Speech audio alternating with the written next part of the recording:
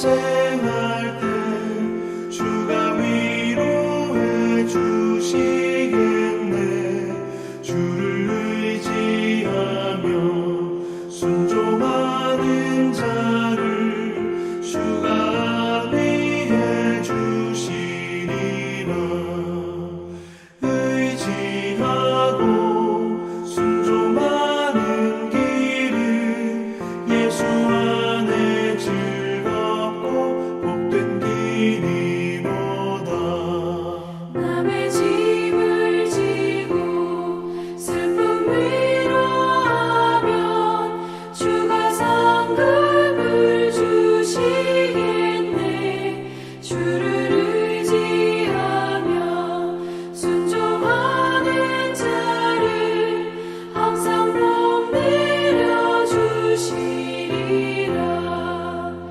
의지하고 순종하는 길은 예수 안에 즐겁고 복된 길이로다.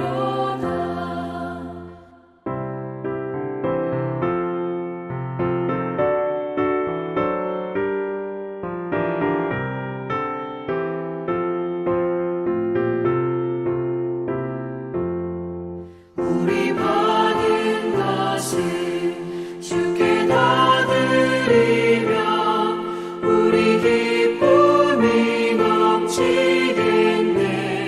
주를 의지하며 순종하는 자를 은혜 풍성케 하시리라.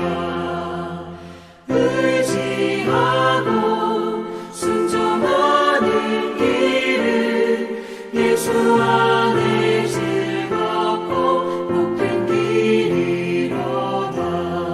주를 힘입어서 말씀 잘 배우고 주를 모시고 살아가세.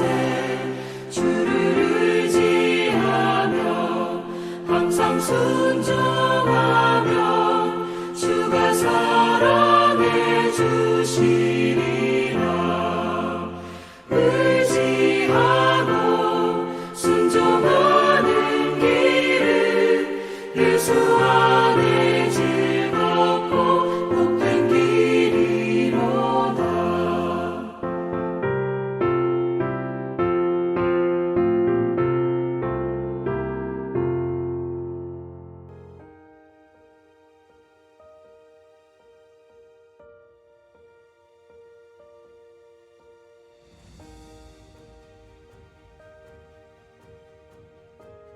여호수아가 아침에 일찍이 일어나 백성을 점호하고 이스라엘 장로들과 더불어 백성에 앞서 아이로 올라가매 그와 함께한 군사가 다 올라가서 그 성읍 앞에 가까이 이르러 아이 북쪽에 진치니 그와 아이 사이에는 한 골짜기가 있더라.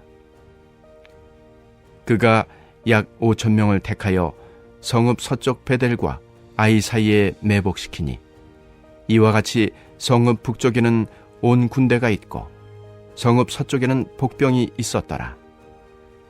여호수아가 그 밤에 골짜기 가운데로 들어가니 아이 왕이 이를 보고 그 성읍 백성과 함께 일찍이 일어나 급히 나가 아라바 앞에 이르러 정한 때에 이스라엘과 싸우려 하나 성읍 뒤에 복병이 있는 줄은 알지 못하였더라.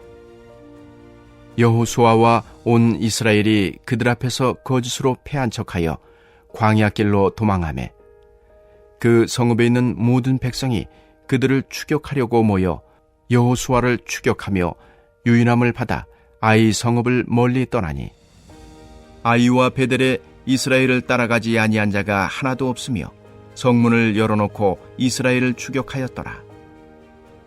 여호와께서 여호수아에게 이르시되 내 손에 잡은 단창을 들어 아이를 가리키라.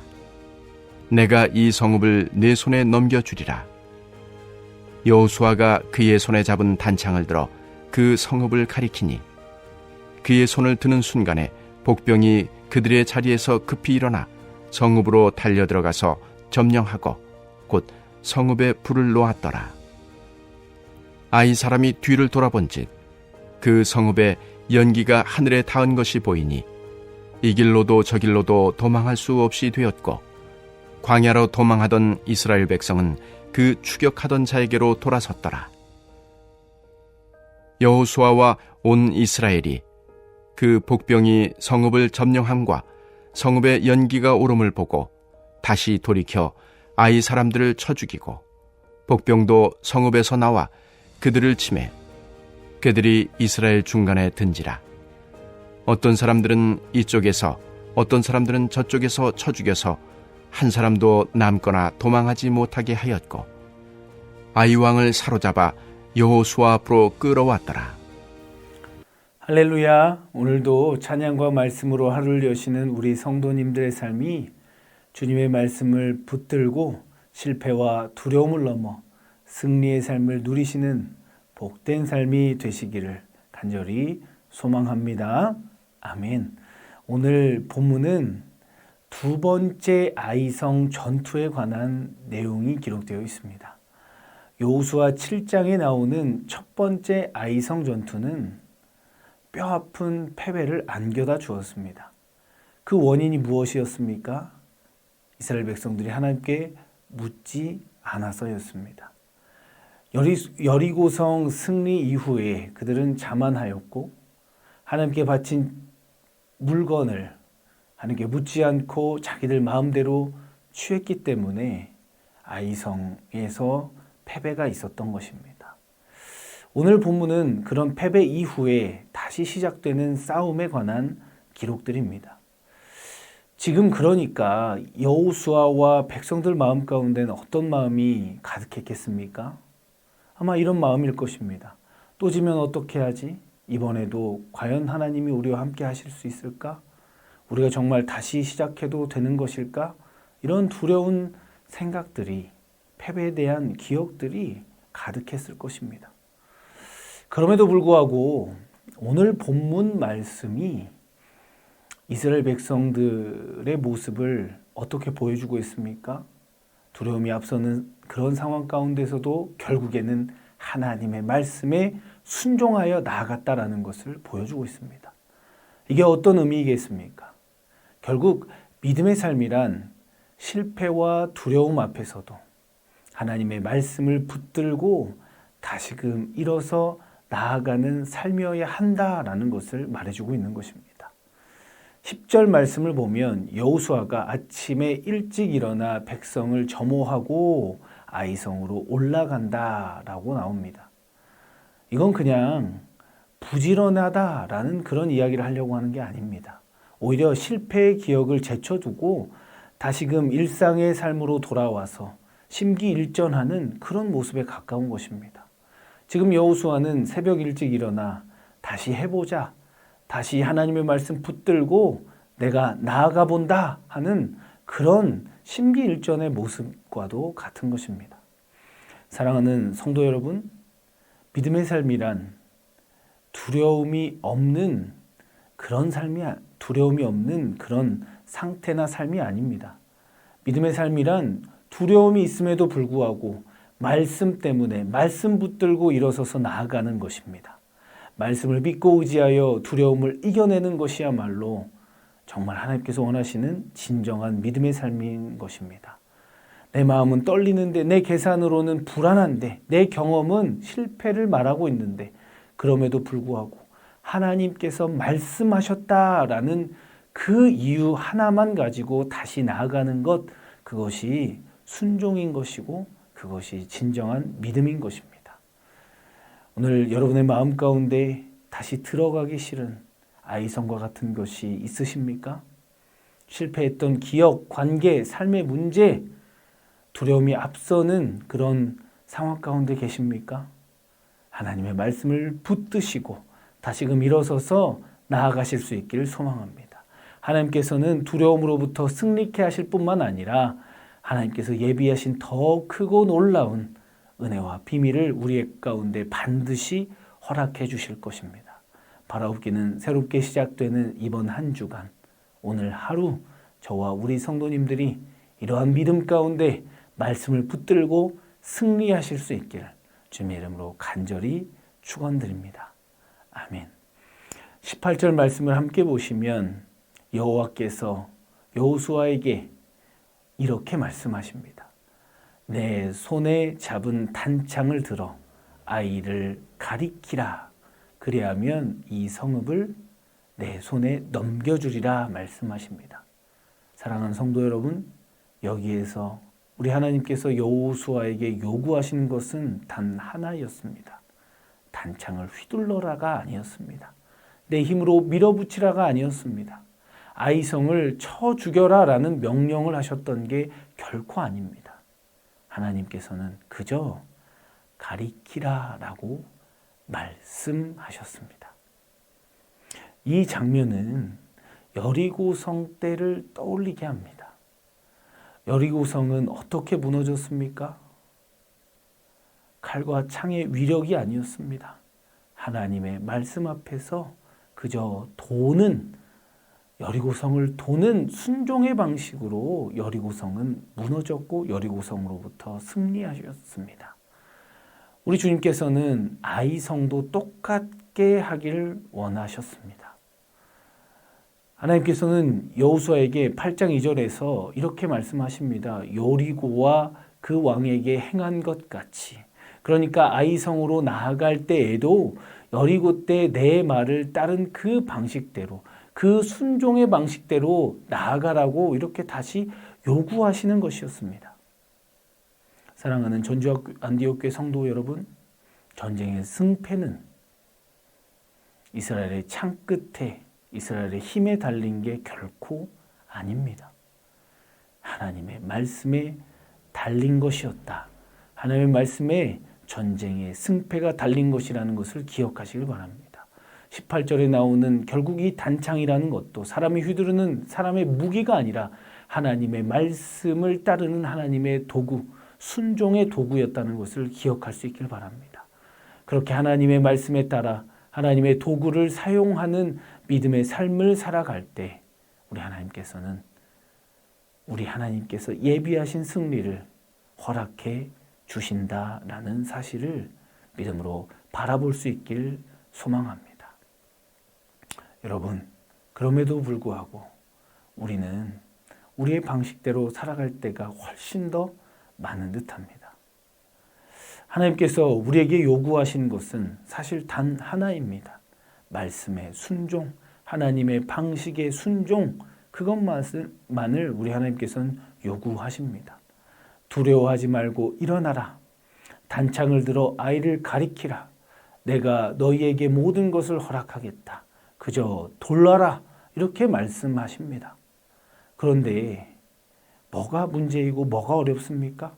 하나님의 말씀이 이렇게 단순한데 우리는 그 단순한 하나님의 말씀을 못 믿고 자꾸 우리의 방식을 끼워 넣기 때문에 문제가 생깁니다.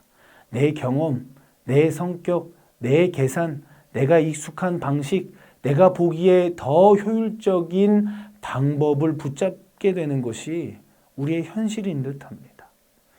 마치 이렇습니다. 하나님도 중요하지만 결국은 내가 해야지. 말씀대로 하긴 하는데 내 방식으로 보완해 나가야지. 그러니까 문제는 말씀보다는 내 방식이 앞선다라는 데 있는 것입니다. 말씀보다 내 방식이 앞서는 것이 결국 우리의 삶을 무너지게 하고 아프게 만들어 갑니다. 오늘 본문 속 아이성 전투에서도 그런 모습이 다시금 나옵니다.